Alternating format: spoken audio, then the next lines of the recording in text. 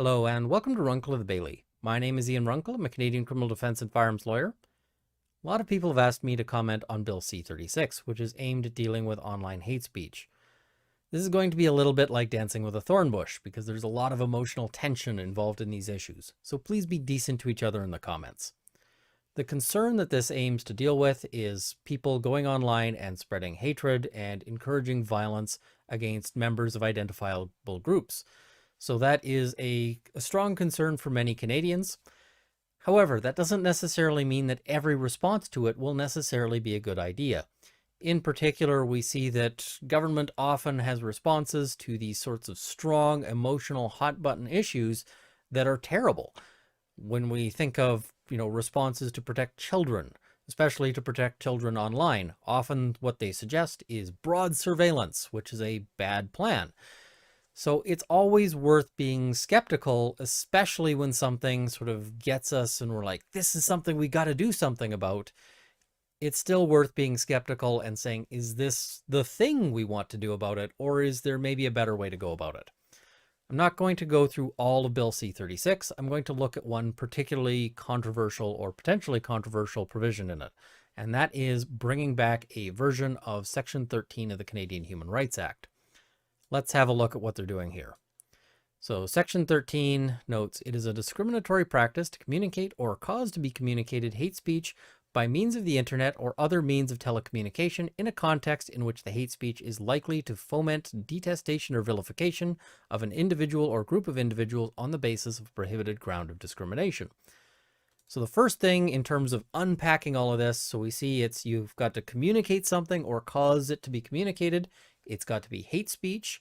It's got to be by means of telecommunication, and it's got to be likely to foment detestation or vilification, and it's got to be on the basis of a prohibited ground of discrimination. So we've got all of these as sort of elements of this offense. Now, we might start with what is hate speech, and they define that. Definition of hate speech. In this section, hate speech means the content of a communication that expresses detestation or vilification of an individual or group of individuals on the basis of a prohibited ground of discrimination, which makes this whole definition here a little bit kind of circular or tangled. You can't communicate stuff that will cause detestation or vilification on the basis of a prohibited ground if it's likely to do those things. Okay.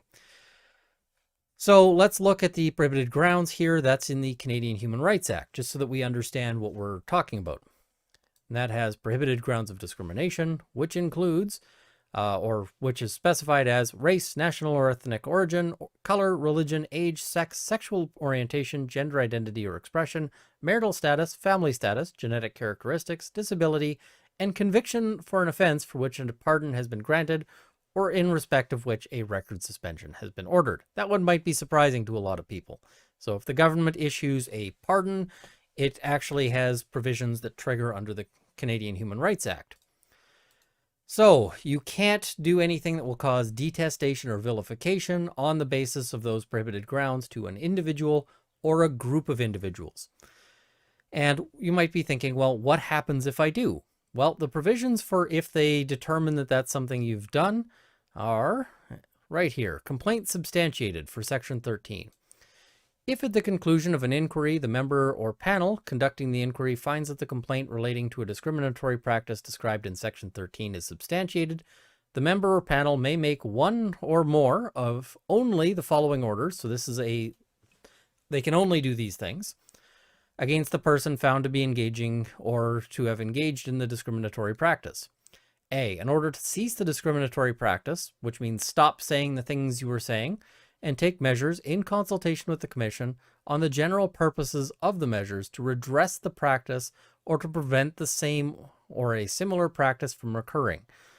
So to redress the practice sounds to me like they may make you issue a retraction or an apology. The language here seems to leave open the possibility of compelled speech, which is going to be constitutionally problematic. However, it goes on to note, an order to pay compensation of not more than $20,000 to any victim personally identified in the communication that constituted the discriminatory practice for any pain and suffering that the victim experienced as a result of that discriminatory practice, so long as that person created or developed in whole or in part the hate speech indicated in the complaint. Now, personally identified is unclear here. I'm not sure whether they mean, or ultimately they're going to have to decide whether this means either somebody that you name in particular, Joe Blow, that person is named specifically, or whether it's something that could encompass a wider group. For instance, if you identify, you don't like men and Joe Blow is a man, therefore, he's personally identified. It's not entirely clear. However, this is effectively a bounty system because you can end up having to pay up to $20,000. That's going to create an incentive to potentially launch these complaints. There's also a provision to pay a penalty of not more than $50,000 to the Receiver General if the member or panel considers it appropriate, having regard to the nature, circumstances, extent, and gravity of the discriminatory practice, the willfulness or intent of the person who is engaged or has engaged in the discriminatory practice, any prior discriminatory practices that the person is engaged in, and the person's ability to pay the penalty. So this is basically a fine. They can say, listen, we're going to fine you $50,000, which means that you could be on the hook in total for $70,000. That's a lot of money. And $20,000 may go to the person who made the complaint. So there's an incentive to launch these. There's also a provision here that notes that people have the ability to ask or to have these dealt with privately and with orders that restrict the availability of their name. So non-disclosure of identity, commission. The commission may deal with a complaint in relation to a discriminatory practice described in section 13 without disclosing to the person against whom the complaint was filed or to any other person the identity of the alleged victim, the individual or group of individuals who's filed the complaint, or any individual who has given evidence or assisted the commission in any way in dealing with the complaint, if the commission considers that there is a real and substantial risk that any of those individuals will be subjected to threats, intimidation, or discrimination.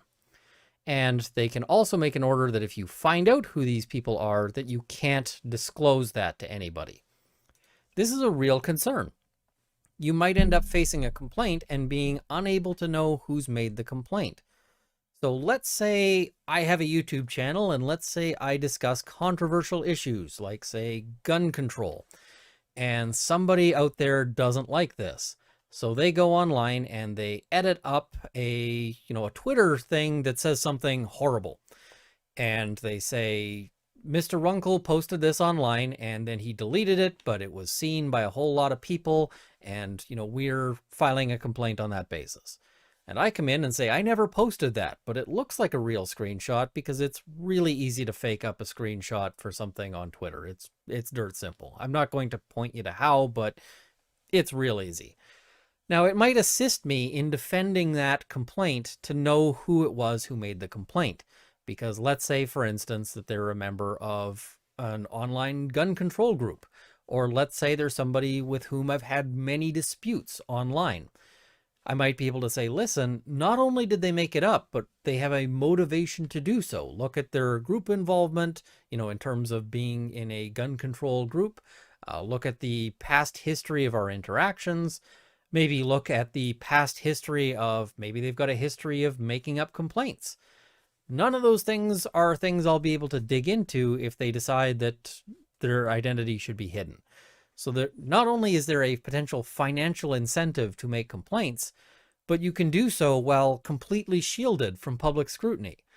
And we had a lovely letter from a young woman who lives in social housing here in town that wasn't able to be put forward because she didn't feel she could sign her name because, well, of the possible retribution.